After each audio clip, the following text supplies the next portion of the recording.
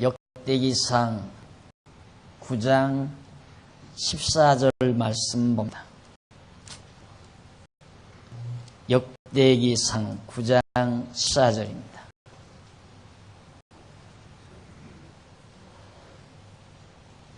레위 사람 중에서는 무라리 자손 스마냐니 저는 핫수부 아들이요 아스기감의 손자요 하사베의 증손이며 또 박발갈과 헤레스와 갈랄과 mat다냐니 저는 미가의 아들이요 시그리의 손자요 아사부 중손이며 또 오바디아니 저는 스마야의 아들이요 갈랄 손자요 여두의 증손이며 또 레기아니 저는 아사의 아들이요 엘가의 손자라 느도바 사람의 향리에 거하였더라. 16절까지 봉독했습니다. 지금 지난 시간에 우리는 다윗 왕국 계보 중에서 레지파 또 기타 지파들의 계보를 8장 40절까지 살피고 이어서 바벨론의 포로 갔던 자들 가운데서 다시 하나님의 언약대로 예루살렘으로 돌아오게 된 그 귀한 자들의 계보 내용을, 귀한 자들의 계보 내용을 일부 살피고 오늘 이어지게 됩니다. 9장 1절로 9절까지는 포로에서 돌아와 예루살렘에 거하는 자들의 명단이었고요. 그 다음 10절로 13절까지는 제사장 중에 바벨론 포로에서 돌아온 자들의 명단이었습니다. 오늘 여러분들에게 소개해드린 14절로 16절은 레위 자손 중에 포로에서 돌아온 자들의 계보 명단이 소개됩니다. 레위 자손은 두말할 것 없이 성전에서 하나님 여호와를 경외하는 제사를 돌보는 일을 해야 될 자들입니다. 그렇기 때문에 이스라엘 민족 국가를 다시 회복하는 데 있어서는 바로 레위 자손이 절대적으로 필요한 거죠. 그래서 예루살렘 성에 거처하는 자들도 하나님께서 70년 동안 잘 포로 생활 중에서도 보호해다가 돌아오게 하시고 제사장 중에서도 좀 돌아오게 해 주셨다는 뜻입니다.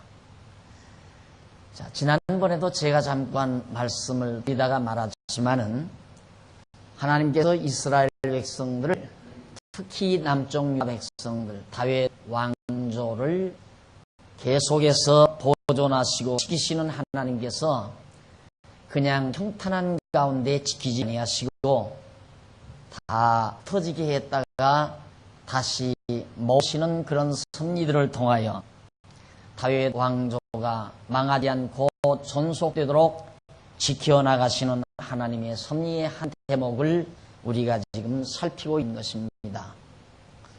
왜 하나님은 이렇게 흩었다가 다시 모으시는가? 하나님의 역사 섭리를 아주 크게 선지자들이 예언한 내용이 있는데 그 예언한 내용이 어떤 내용이냐면 이사야서는 선지서 가운데 일반적으로 구약학자들이 대선지서라는 게 있습니다.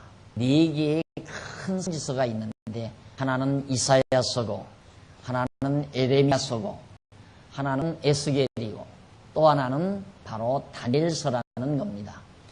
이 4개의 큰 선지자들이 4명의 선지자들이 예언한 내용의 그 주제가 무엇이냐면 이사야는 때리시고 싸매시는 여호와 하나님에 대해서 가르치고 예언합니다.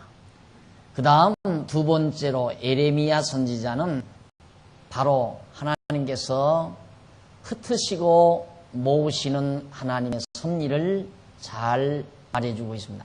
아주 멸하지 않고 남기셨다가 흐르시고 모으신단 말입니다. 그 다음 에스겔은 하나님의 성전을 다 헐겠다가 다시 세우시는 여호와 하나님을 잘 가르치고 또 예언하고 계십니다. 예언하고 있습니다. 다음 다니엘서는 뭐냐면 유대 나라를 이스라엘 다윗 왕과 유다 왕국을 다 망하게 했다가 다시 세우시는 그런 하나님의 역사 섭리를 말해주고 있습니다. 그러니까 네 명의 선지자가 큰 선지자들이 예언하는 중요한 내용 자체가 때렸다가 싸매시고 흩다가 모으시고 성전을 헐었다가 다시 건축하게 하시고 유다 왕들 다 망하게 했다가 멸망시켰다가 다시 회복되게 하시는 그런 하나님의 섭리를 선지자들이 예언한다 이 말이죠. 그런데 바로 지금 우리가 보고 있는 이 본문 내용은 에레미야 선지자를 통하여 하나님께서 흩었다가 모으시는 하나님에 대하여 가르쳐준 선지자의 예언이 거짓없이 이루어진다는데 그 큰 의미를 지니고 있습니다. 제가 늘 강조하는 말씀이지만은 우리 인간이 하나님을 알 수가 없잖아요. 하나님을 눈으로 볼 수가 없으니까요. 그리고 하나님을 만질 수도 없거든요. 또 누구도 하나님을 만나볼 수도 없고요. 만나야 우리는 보이지 아니하니까 또 형체가 없으신 존재이니까 우리는 그렇게 보면 그런 없는 거 아니냐 이렇게 생각하죠. 보이지도 않고 또 만질 수도 없는 분이라면 그런 거라면 없는 거 아니냐 이렇게 우리들은 속단할 수 있습니다. 그런데 우리가 있다 없다라고 하는 그것을 우리의 시각으로 우리의 촉감으로 이거에 한정해서 있다 없다는 말이 국어사전에서는 개념화된 겁니다.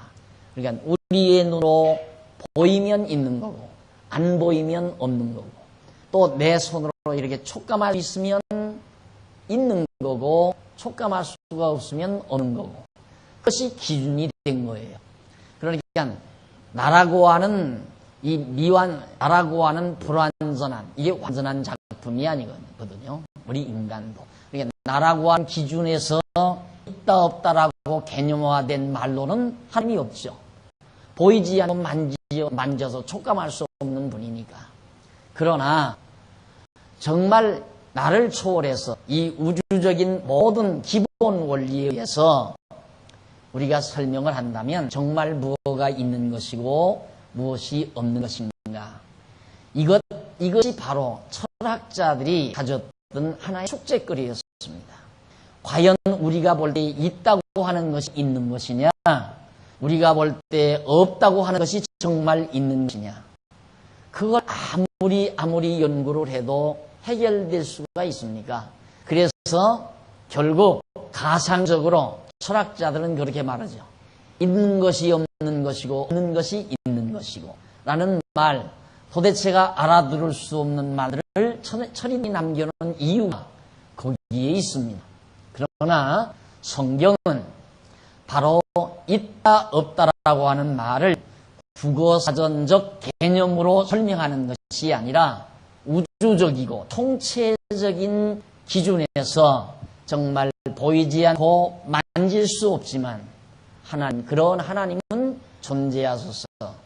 그 보이지 않고 만질 수 없는 것에 의해서 우리 모든 만물이 존재하고 있다는 것을 성경은 설명하고 있습니다.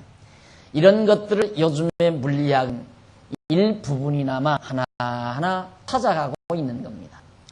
과거에는 우리가 이 지구 땅덩어리가 텅 빈 공간 속에 아무것도 없는 텅 빈 공간 속에 두둥실 이 존재하는 존재물 이 지구 땅덩어리가 이렇게 존재하는 줄 알고 있었습니다. 그러나 지금의 물리학 우주과학에서는 그게 아니잖아요. 이 광활한 우주 가운데 내가 만질 수 없고 볼 수 없는 거지만 무엇인가가 가득 꽉 차 있다 이 말이죠. 꽉 차 있는 상태에서 지구가 우리의 눈으로 볼 수 있고 만질 수 있는 촉감할 수 있는 형체로 지금 우주 공간에 떠 있다는 얘기입니다. 그러니까 엄밀히 따지면 눈으로 보고 만질 수 있는 존재물은 내 눈으로 보지 못하고 만져서 촉감할 수 없는 그런 것에 의해서 존재한다는 것. 우리 인체도 마찬가지죠. 우리 인체도 생명이라는 것 보이지 않아요. 생기라고 하는 것도 보이지를 않아요. 우리 몸에 생명의 기운이 도니까 우리 인체가 이처럼 존속하고 있는 겁니다. 보이지 아니하는 생기가 우리 인체를 감돌지 아니하면 지금부터 우리는 부패로 돌아갑니다. 그 순간부터 부패하기 시작한다 이 말이죠. 따라서 모든 보이는 것은 보이지 않는 것에 의해서 존재한다는 것은 그렇게 어렵지 않게 예감할 수도 있고 직감할 수도 있다는 얘기입니다. 따라서 보이지 아니하는 하나님은 분명히 존재하는데 이 존재한다는 사실을 어떻게 확정할 수가 있는가? 하나님께서는 보이지 아니하는 당신 자신을 우리 이렇게 정말 한계를 유한성을 지니고 있는 우리 인간들에게 어떻게 당신의 존재 확인시켜 줄 수 있을까? 그 확인시키는 방법 자체가 바로 떼셨다가 싸매기도 하고 흩으셨다가 모으기도 하고 헐었다가 세우기도 하고 망하게 했다가 다시 흥하게도 하시는 그런 하나님의 역사 섭리를 통하여 당신의 존재를 오늘 유한한 우리 인간들에게 알게 하는 계시사역이라는 말입니다. 그런 의미에서 오늘 많은 이스라엘 자손들이 유다 백성 또 이스라엘 백성들이 여기저기 다 흩어졌다가 다시 돌아온다고 하는 것은 하나님께서 선지자를 통하여 흩으셨다가 다시 모으겠다고 언약하신 그 언약의 말씀대로 이루어진다는 데서 정말 하나님은 살아계시구나 하는 사실을 우리가 확인할 수 있다는 말입니다. 그래서 제가 어제 지난주일날 여러분들에게 강조해드린 그 부분 하나가 바로 그런 부분이 있습니다. 하나님께서 다윗 왕조를 세워가지고 북쪽 이스라엘 721년에 아수르에 의해서 망하게 하고 남쪽 유다 587년에 바로 남쪽 유다가 587년에 바벨론에서 완전히 포로로 사로잡혀가게 만들죠. 근데 일찍이 북쪽 이스라엘 10지파 반입니다. 10지파 반이 다 아수르 제국에 의해서 다 흩어져 살았어요. 지금 다시 돌아오는 거예요. 그 지난 주일날까지 각 지파 남은 자들이 다시 돌아오는 장면, 돌아온 자들을 여러분들이 소개해드렸잖아요. 지금은 이제 남쪽 유다 백성들이 포로로 잡혀갔다가 70년이 지난 다음 언약대로 이때가 이제 예레미야 선지자라고 그래서 예레미야 선지자가 예언한 것이 흩었다가 모은다 그 말이죠. 다 흩었다가 이리저리 다 흩었다가 다시 모아주겠다 이 말이죠. 다시 모아주겠다. 이게 예레미야가 예언한 내용이에요. 그런데 그 예언대로 정확하게 하나님께서 흩으셨다가 정확하게 70년 만에 다시 모아주는 겁니다. 왜 이렇게 하는가? 한마디예요. 나 살아있다 이 말. 하나님 여호와께서 나 봐라. 언약대로 주시는 내가 지금 살아있다 이 말이에요. 너희 눈에 보이지 않지만 내가 지금 살아 역사한다. 너희가 만질 수 없지만 내가 살아서 역사를 지배하고 있다. 이것을 우리에게 전하기 위해서 하나님께서는 저런 이스라엘 백성들을 흩었다가 여기에서 흩어진 자들까지라도 다 한꺼번에 전부 일로로 모이게 했다 이 말이죠. 자, 이것은 과거 역사를 하십시다. 그러면 우리와 전혀 내가 보지 않았던 그런 역사십시다. 그러면 이건 70년 만이니까 돌아오기가 쉽잖아요. 그렇죠? 우리나라도 36년 만에 독립을 하니까 쉽게 대한민국이라는 나라 다시 수립할 수 있었잖아요. 만약에 100년이 갔다, 200년이 갔다, 500년 끝났어요. 그래. 그런데 놀라운 것은 예수님 당시에 예수님께서 예언을 했죠. 너희들 다 흩어버린다 이 말이에요. 몽땅 다 흩어버리겠다. 그러니까 예수님을 십자가 못 박아 죽이는 유대인들을 이때 이제 다시 모아져서 나라가 견고하게 점점 세워졌죠. 세워져서 이때 이제 바벨론 망하고 페르시아 제국이 나타나서 또 지배를 좀 받기는 했지만 그런 상황 속에서도 유대인들이 존속했고 그 다음 이제 헬라가 등장했고 헬라 제국 치하에서도 유대인들이 그대로 자기네들의 왕조를 존속시켰고 그 다음 로마예요. 로마 제국 치하에서 예수님이 온 거예요. 로마가 세계를 지배하는 제국주의 시대 그때 예수님이 오셔서 결국 로마에 의해서 유대인들이 지배를 받으면서도 로마에는 충성할 줄 알았지만 자기들의 메시아가 되시는 예수 그리스도를 이단자라고 해서 십자가에 못 박아 죽였다 이 말이죠. 이것은 물론 하나님의 정하신 뜻대로 십자가에 죽으신 거지만 십자가에 죽인 유대인의 죄과는 그대로 용납을 하지 않습니다. 예수님께서 다 너희 흩은다. 흩었다가 다시 모아준다는 언약을 이 예수 그리스도께서 예언을 하죠. 예언을 하는데 바로 에레미야가 너희들을 흩었다가 다시 모은다라고 예언한 것처럼 예수님께서도 참 선지자 보신 예수 그리스도께서 유대인을 향해서 너희들 만방에 세계 만방에 다 흩어진다. 전부 흩어지는데 흩어지는 날의 모습을 마태복음 24장에서 정확하게 말을 해요. 그때 너희들 도망을 칠 때 안식일이 되지 않도록 하고 지붕 위로 가지 말고 산으로 도망가라 이런 얘기들이 마태복음 24장에 나와요. 흩어지는 날.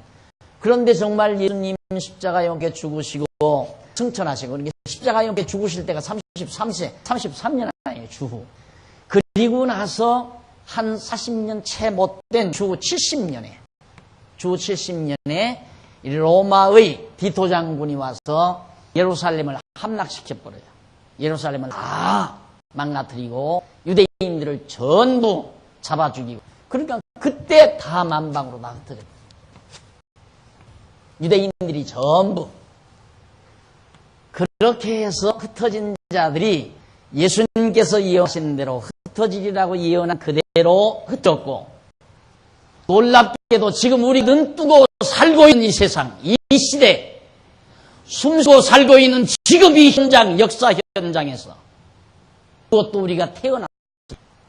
1940년대에 유대인들이 다시 다 모아졌어요. 유대인들이 놀랍게 몇 년 만에 거의 1900년 만에 이것이 가능한 얘기냐 이 말이에요. 이게 어떻게 가능한 얘기냐 이 말이에요. 그것도 이때도 마찬가지지만 이 당시에도 마찬가지지만 이 다윗 왕조 이때에도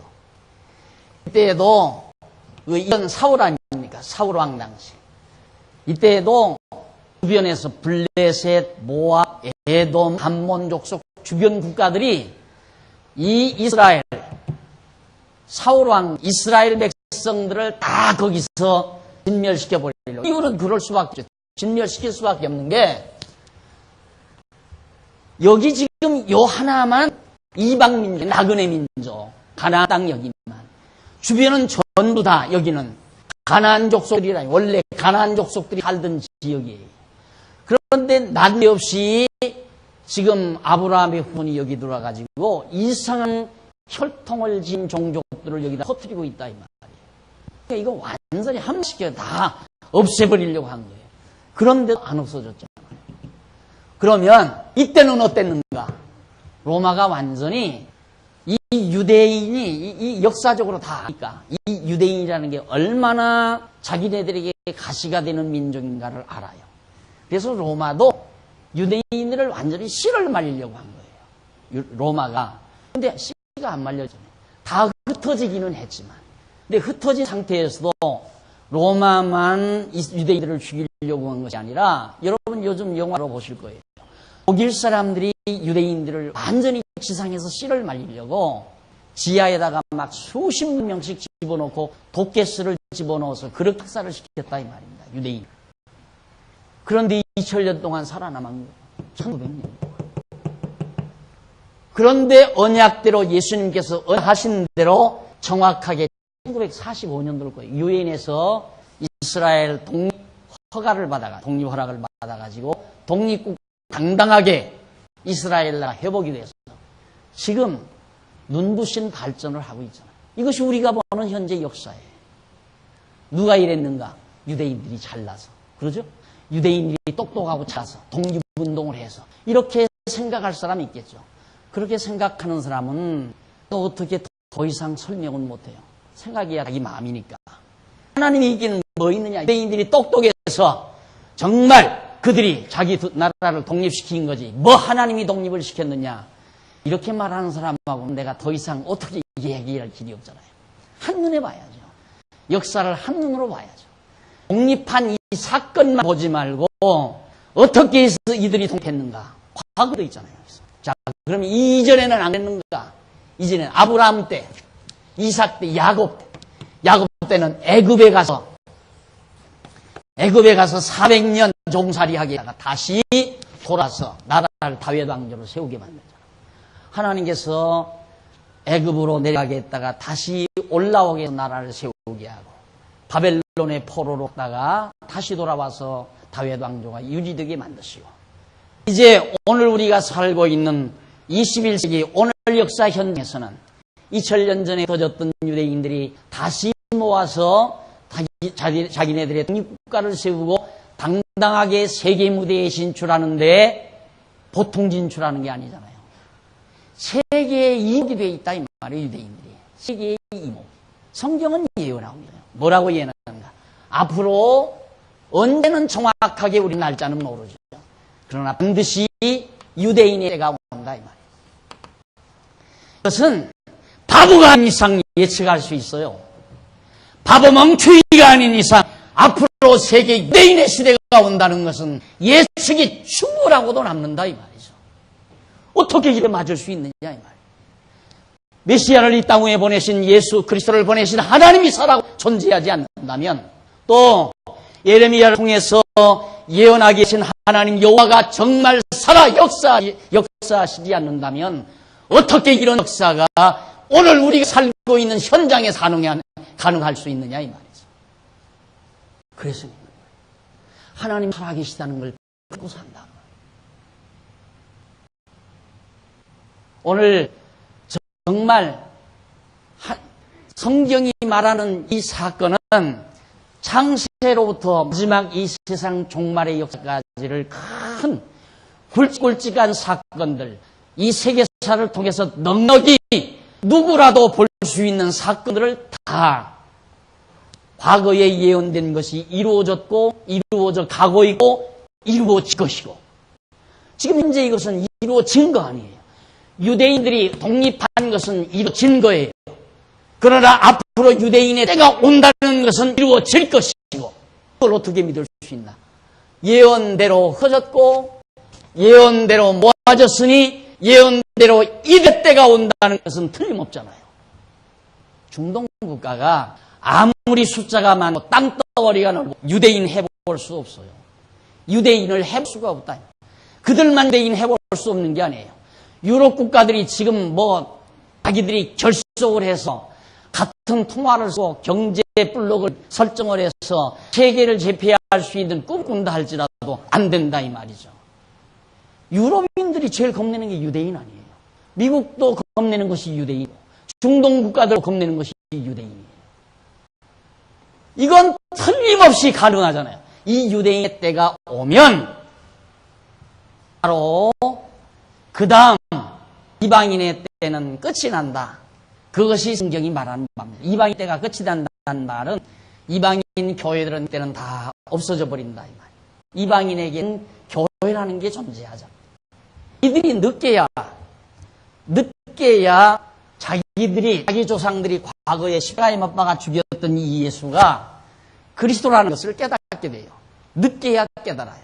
그래서 전 민족적으로 그들이 예수를 그리스도로 믿게 되고 정말 올바른 기독교 신앙을 꽃피워가는 아름다운 역사를 유대인들이 이제 장식하게 된다. 그 시대가 바로 유대인의 시대입니다.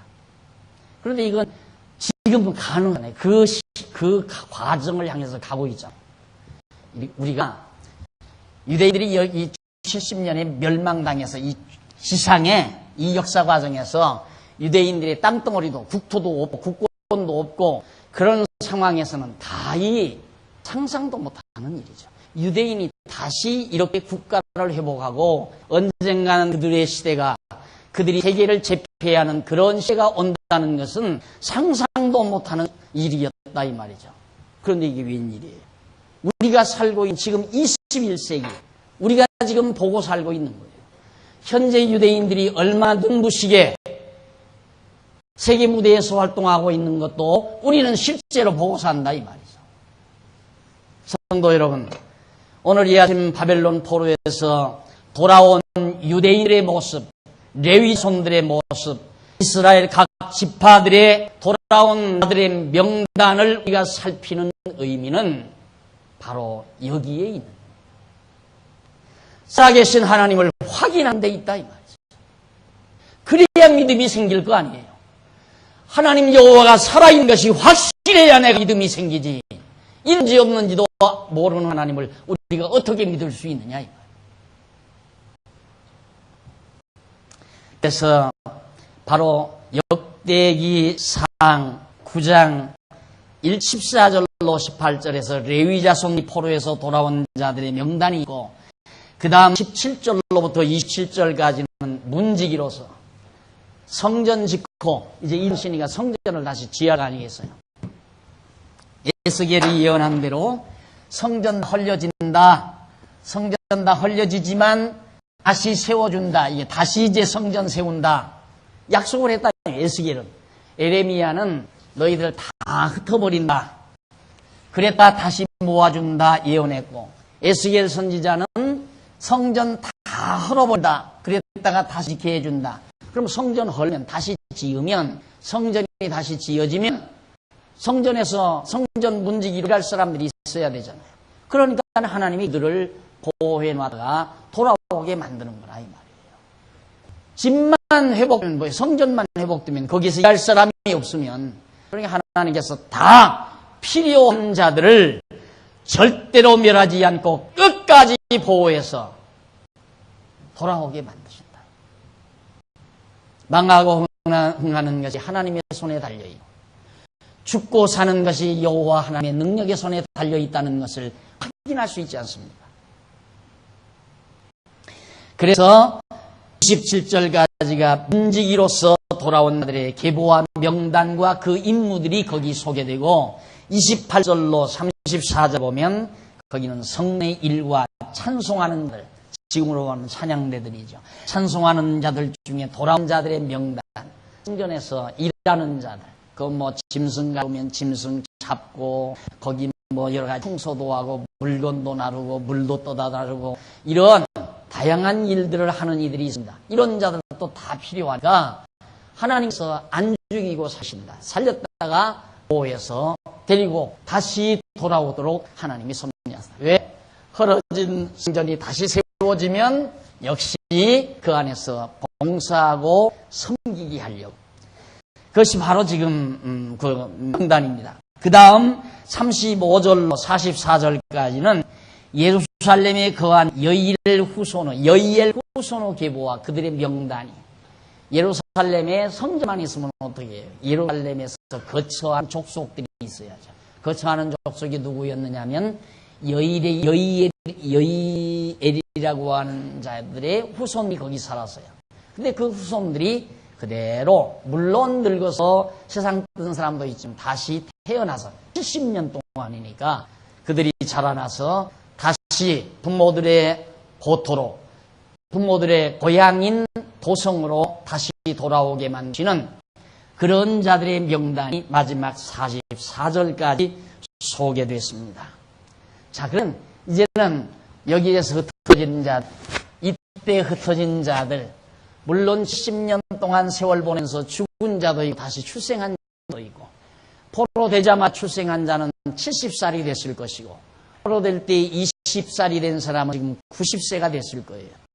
그래서 결국 그 백성들이 그대로 하나님의 약속대로 선지자 예레미야를 통해서 언약하신 말씀대로 다 예루살렘으로 돌아온 자들의 명단을 거기에 다 수해 놓고 있습니다. 자, 그러면 우리는 지금까지 아담에서부터 여기 돌아온 자의 명단까지 계보적으로 쫙 우리가 정리를 했습니다. 우선 뭐 이것이 참이냐 거짓이냐 하기 이전에 그걸 정리하기 이전에 이런 책은 없잖아요. 이런 책은 세상에 없어요. 인류 문화를 연구하는 인류 문화사를 연구하는 학자들도 도대체 인류가 어디서부터 어떻게 살아왔는가 그걸 설명하는데 최고로 가는 데가 어디냐면 여기 아브라함이 사는 창세기 12장 내용, 갈대아 우르 지역, 메소포타미아 지역 거기까지 가요. 그래서 인류 문화사를 연구하는 학자들이 모든 인류가 아브라함이 살던 그 고향 땅 거기서부터 다 번졌다 이 말이죠. 물론 그 초기는 그 이전에 노아 당시죠. 노아 때 이제 홍수가 일어나서 노아의 이들 식구가 바로 그 메소포타미아 유역, 티그리스강 유역, 지금의 이라크 땅이죠. 그 지역에 이제 자리를 잡고 지금은 사막 땅이지만 비옥한 그 땅에 자리를 잡고 노아의 후손 원창에서 거기서부터 서부 쪽으로 그다음 서남 쪽으로 그다음 동쪽으로 이렇게 각각 노아의 세 아들들이 그러니까 노아의 아들 셈은 이 자리에서 이라크 땅에서 동쪽으로 해서 동쪽 동남쪽을 향해서 이제 번지게 됐고요. 그다음 이제 함의 후손은 서남쪽을 향해서 야베스의 후손은 서북 쪽을 향해서 퍼져나갔다 이 말이죠. 그건 인정을 해요. 인류학자들이. 거기서부터 퍼졌다. 그런데 노아의 이전으로 올라가서 최초 아담을 하나님이 만들어 에덴 동산 이건 어느 책에도 없는 거예요. 어디에도 그런 말이 있을 수 없고 성경에서만 그 말을 한다 이 말이에요. 노아 때까지는 진짜고 노아 이전은 그건 거짓말이다. 거짓말이면 이게 다 안 맞아야죠. 이게 전부. 지금 이 기록이 지금으로부터 우리가 살고 있는 지금으로부터 3,500년 전 기록이라고 합니다. 창세기를 기록한 기록 자체가. 그런데 허다한 학자들이 이 성경의 창세기라는 건 근동의 여러 지역에서 그냥 돌아다니는 그런 설화들을 주워 모은 거다. 그런데 그런 설화가 없어요. 더러더러 중간 내용상 부분적인 내용이 비슷한 내용은 들어있어요. 예를 들어서 노아의 홍수 사건도 비슷한 설화들은 있어요. 있을 수밖에 없죠. 왜? 실제로 홍수를 걷으니까 노아의 세 아들이 홍수에서 살아남잖아요. 남았으니까 자기 아들을 낳고 그 다음 아들놈이 손자나니까 할아버지 얘기해줘요. 지금처럼 재밌는 얘기해줘요. 그래 내가 얘기해주마. 너희 ing조 할아버지 내 아버지가 노아라고 하는 아버지가 내 아버지인데 그때 아버지가 배를 지어가지고 하나님이 배를 지라고 해서 지어가지고 나를 데리고 나 장가를 들었을 때 우리 형님들 둘하고 나하고 또 형수들하고 8식구가 그 배를 타고 각종 기능을 다 가지고 이제 중으로 들어갔는데 배하들로 들어갔는데 그 다음부터 막 비가 내려가지고 온 세상 사람들이 다 망했단다. 그리고 얼마 후에 내려와 보니까 다 사람들은 죽어버리고 우리 8식구만 남아서 그 다음에 이렇게 퍼져서 싸웠단다. 이게 홍수 이야기 있었을 거 아니에요. 그러니까 그런 이야기들이 그때는 글자가 없으니까 입으로 아버지가 아들에게 할아버지가 손자에게 또 그 손자가 할아버지가 돼서 또 손자에게 말하다 보니까 이게 점점 내려가면 보지 않는 일이니까 자꾸 바뀔 거 아니에요. 홍수가 막 장대비처럼 쏟아졌단다 한다든가 안 그러면 와 홍수가 내리는데 하늘이 쫙 갈라지면서 막 퍽퍽퍽 쏟아졌단다. 이렇게 한다든가. 그러니까 점점 가면 갈수록 말은 달라지죠. 그러나 비슷한 하여튼 그런 어떤 물난리가 있었다는 것만은 같을 수밖에 없다 이 말이에요. 그렇다. 같을 수밖에 없다. 그러면 그것이 있었기 때문에 각 지역에 흩어져 살던 후원들이 그런 설화를 남긴 건가?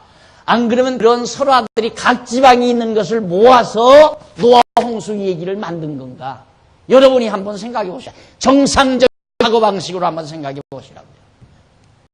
각 지역에 있는 그런 홍수 설화를 모아서 모세가 저렇게 노아 홍수 사건을 만든 건지, 실제로 역사상 하나님께서 노아를 통해서 홍수 사건을 일으켰기 때문에 그런 사건이 각 지역의 설화로 입으로 전해지니까 설화가 되는 거죠.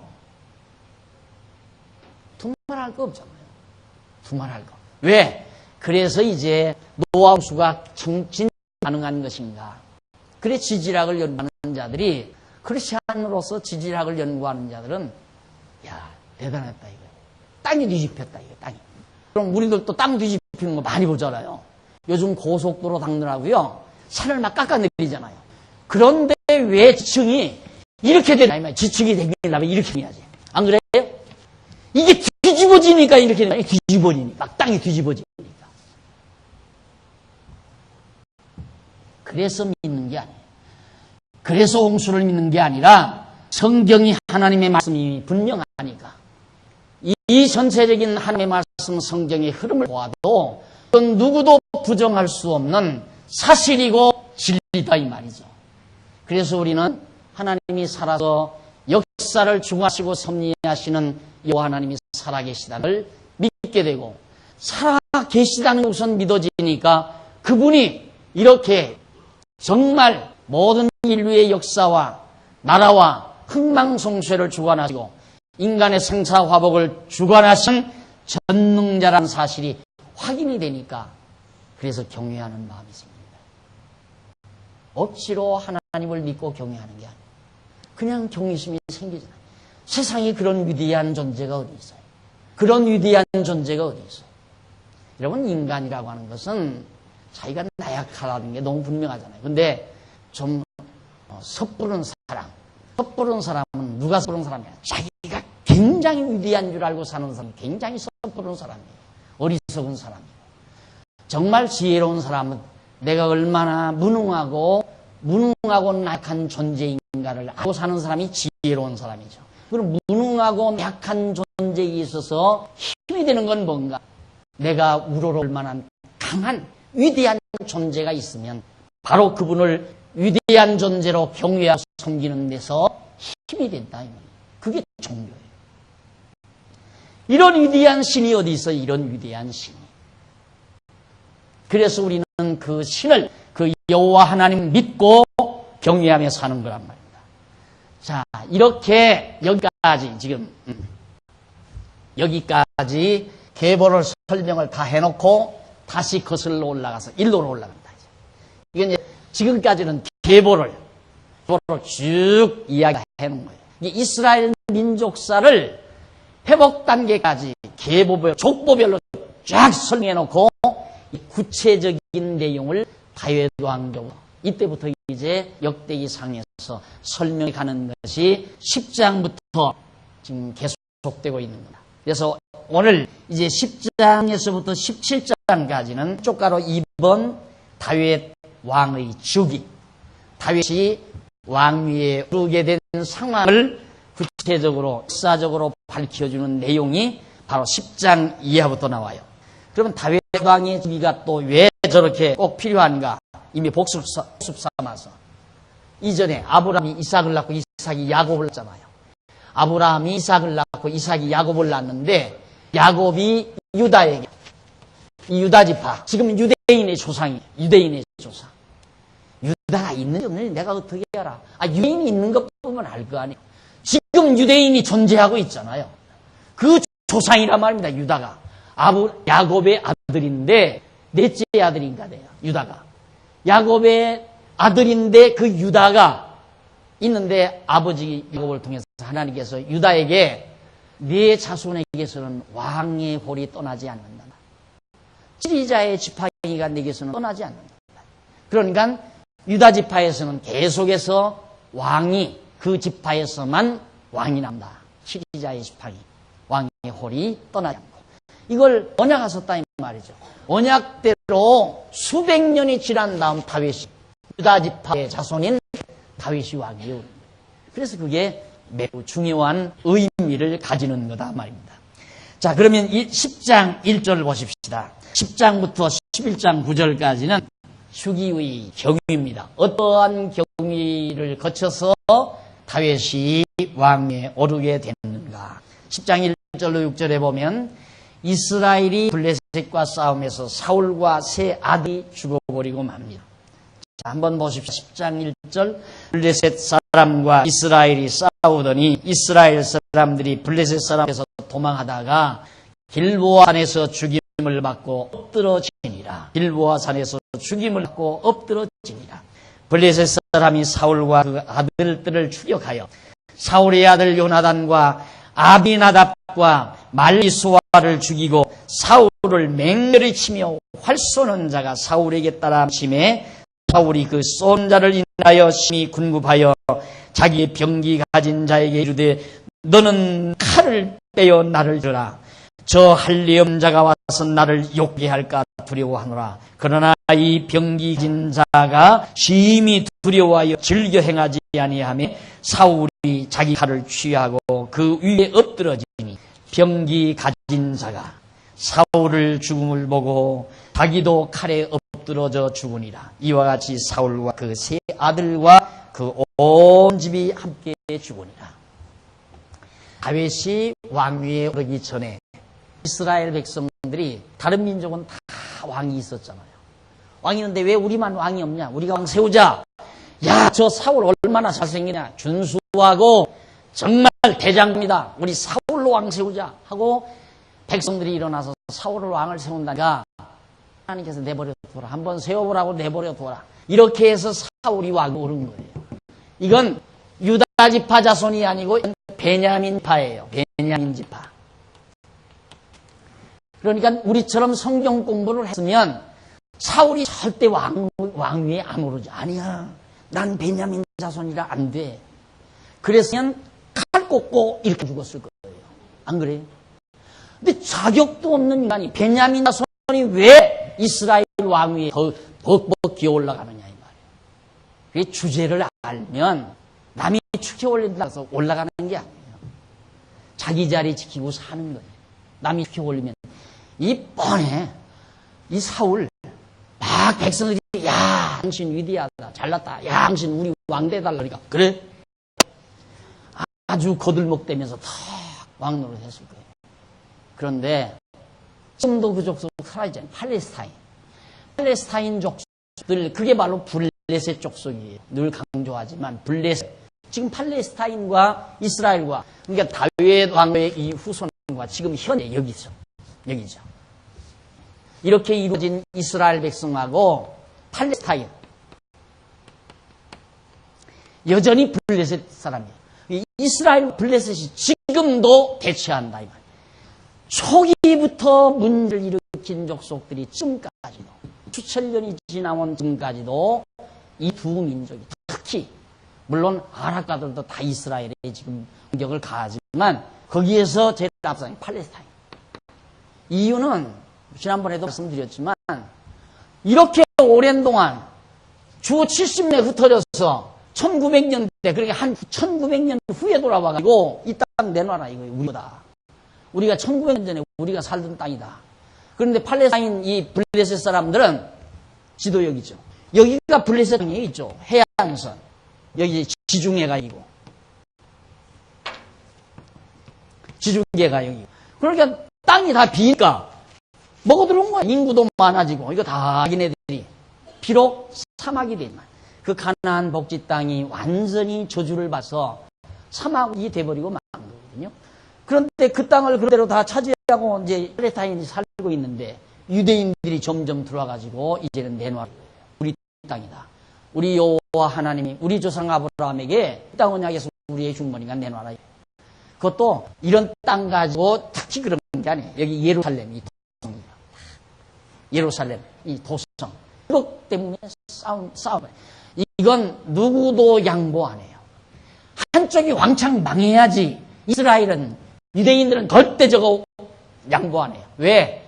거기에 국가의 운명이 걸려 있으나. 자기네들이 생각하기는. 여호와 신을, 여호와 하나님을 여기다가 성전을 짓고, 그때 이제 무너졌다 다시 세웠잖아요. 여기 무너졌잖아요. 여기다 성 다시 세우겠다 이거예요.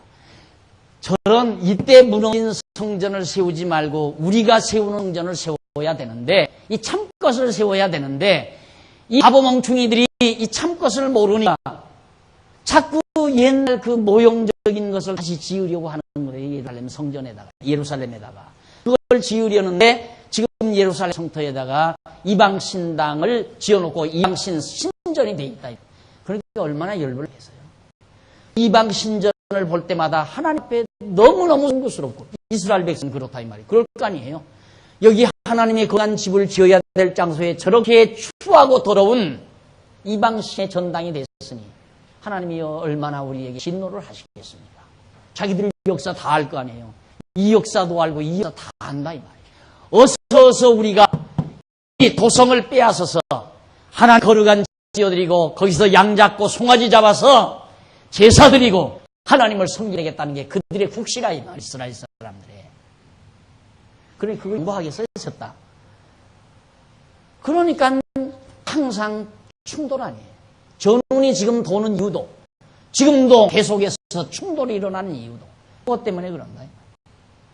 그러니 그것과 맞서 싸우는 것이 팔레스타인은 물론이거니와 중동과 크들간 중동 지역의 모든 나라들이 전부 단결해서 누구를 대항하는가? 유대인을 대항해요. 그러면 바보가 아니선 수학적인 문해를 조금만 가지고만 있어도 유대인 저건 아닌 거. 시간 문제다. 저거 망한다. 어떻게 저렇게 엄청난 수십억의 인류를 지니고 있는 중동 국가 사람들이 저렇게 단결을 해서 유대인들을 지금 배격하고 있는데 유대인들이 저기서 살아남을 수 있으랴. 10번도 100번도 그렇게 생각하지. 수학적인 두뇌라면. 그러나 성경적인 두뇌는 아무리 수십억의 인류라도 망한다 이 말이에요. 누구에게? 유대인에게 망한다. 그게 성경적인 두뇌. 오늘 하나님께서 살아계셔서 자를 주관하는 것을 한눈에 우리 바라보면서 정말 우리가 여호와 하나님을 알게 됐다는 것이 얼마나 뿌듯한 일이고, 비록 오늘의 현실에 고달프고 정말 고통스러운 일이 내 삶 속에 순간순간 밀려오더라도 그 전능하신 여호와가 나를 붙들고 계시다고 하는 확신만 있으면 샘 솟는다 이 말. 생명력이 솟는다 이 말이죠. 좌절하지 않는다 이 말이죠. 절망할 필요 없다 이 말이죠. 70년 동안 포로 생활 중에도 절망하지 않고 살라고 하나님께서는 선지자 다니엘을 보내서 걱정하지 말아라. 곧 무너진 나라를 곧 세우신다. 무너진 나라 곧 세운다. 이것 말하면서 세워놓고 장차 하나님께서 역사를 이렇게 이끌어간다. 그리고 장차 하늘에 뜬 머리 예수 그리스도 메시아가 온다. 이걸 다니엘이 예언하잖아요. 근데 그대로 됐어요. 예언대로. 다니엘의 예언대로. 70년을 견뎌내는 유대인도 대단했지만 2000년 세월을 변함없이 여호와 하나님을 경외하는 마음을 가지고 굳굳하게 버텨온 유대인의 그 기질, 이것이 살아계신 하나님에 대한 확신 때문이었습니다. 그래서 바로 이 블레셋과의 싸움에서, 블레셋은 지금도 대적하지만 이 당시에 사울이 엉거리 왕이 되니까 이 블레셋 장군이 막 군인들을 데리고 와서 이거 다 삼켜버리려고, 땅 다 삼켜버리려고 전쟁을 일으킨 거예요. 와가지고 사울 왕, 이 사울 왕의 아들을 블레셋 장군이 다 죽여버린 거예요. 사로잡아. 그러니 왕이 돼가지고 얼마나 비참해요. 사랑하는 아들들이 저렇게 돼버렸어요. 그러니까 그냥 자기 신복에게 날 죽여다 차라리 저놈들의 칼에 죽으니 내 칼에 죽는 게 낫다. 그러니까 감히 어떻게 자기 상관인 왕의 목숨을 치겠습니까? 벌벌 떨고 하나님 하니까 내가 죽는다 하고 죽어버렸어요. 그러니까 신복도 나도 죽죠 하고 따라 죽어버려요. 이런 비참한 일이 바로 다윗이 왕위에 오르기 직전에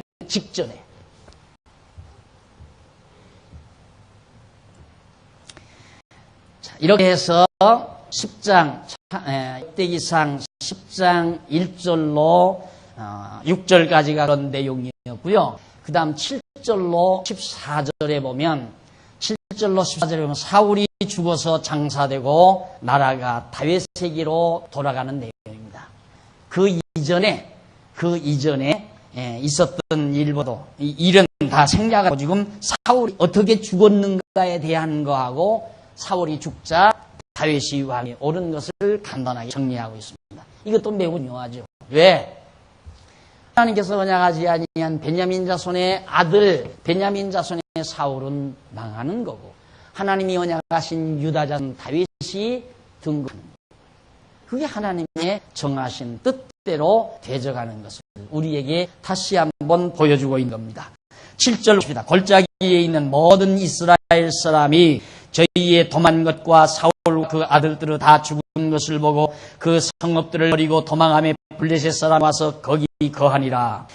이튿날에 블레셋 사람이 와서 죽임을 당한 자가 벗기다가 사울과 죽임을 당한 자를 벗기다가 사울과 그 아들들이 길보아산에 엎드러졌음을 보고 완전히 그냥 들에서 죽은 거예요. 들에서 엎드려 죽음을 객사한 거지.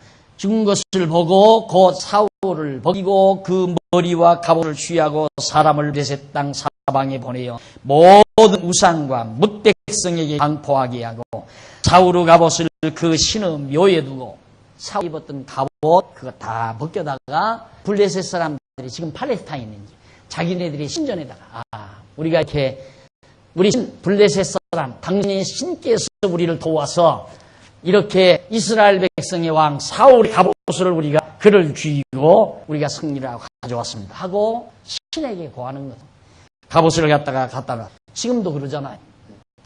나라에 어려운 일이 있을 때마다 대통령 다 어디 가요?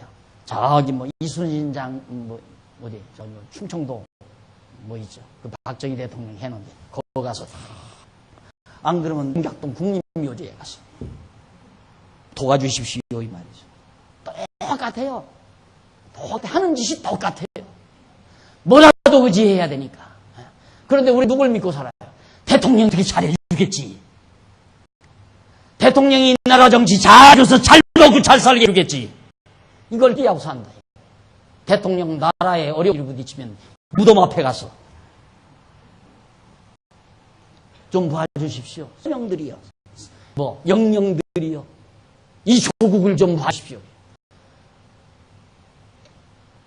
우리 그런 거 없잖아요. 하나님을 믿고 사는 자에게는 그런 치사한 행위 없다 이 말이지. 당당하게 살지. 망해도 당당하게. 흥해도 감격스러워. 흥하는 거 왜 감동적으로? 하나님께서 나를 흥하게 하십니다. 하나님께서 나를 죽여도 하나님 손에 죽는 것이 당당하게 죽어가는 것. 다윗이 한때 왕으로 있으면서 너 뭘 택할래? 너 이놈 잘못했는데 너 온역을 택할래? 안 그러면 전쟁을 택할래? 그런다. 나 하나님의 손에 매를 맞는 게 좋겠습니다. 이방 민족의 손에 매 맞는 것보다 하나님 손에 매 맞는 게 좋겠습니다. 택하잖아요. 그렇죠. 우리가 망해도 하나님께 망한다는 것이 든든하잖아요. 예를 들면 어머니 아버지가 자녀들에게 용돈 많이 줬어요. 가만히 우리가 이놈의 용돈 가지고 못된 짓만 하는 거야. 이놈아! 주머니 다 가가요! 하고 용돈 다 뺏어갔어요. 절망 와요? 그런다고 아들이 절망하겠느냐 이 말이죠. 뺏어갔어도 준다! 아버지는 아무리 뺏어갔어도 날 준다. 이게 믿어지지 않아요. 그러니까 아들 나가서 자살 안 하잖아요. 용돈 뺏겼다고 나가서 자살하는 놈이 있어요? 자살하는 아이 있어요? 하나님께 망한 것은 당당해요.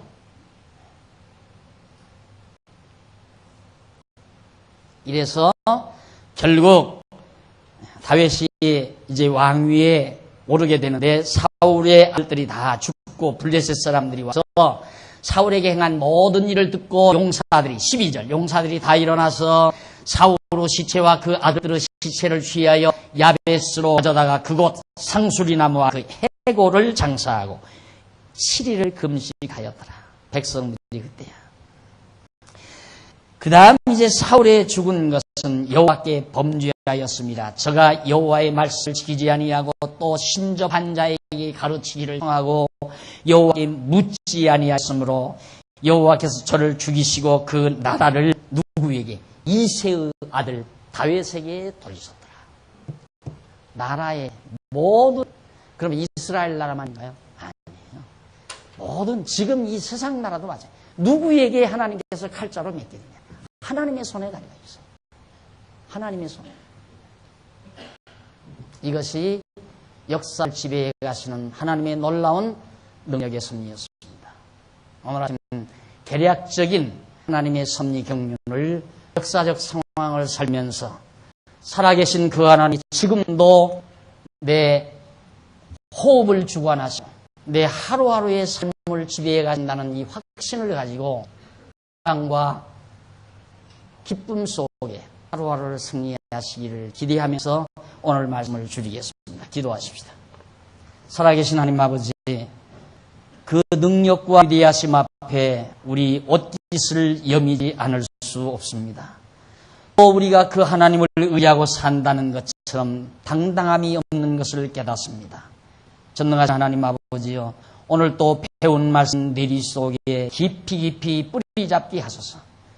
어떠한 난관을 우리가 봉탁하더라도 하나님의 손에 내 생명이 들려있다는 사실을 확신하고 담대하게 세상을 이기는 귀한 종들이 되도록 역사하시옵소서. 예수님의 이름으로 기도드립니다.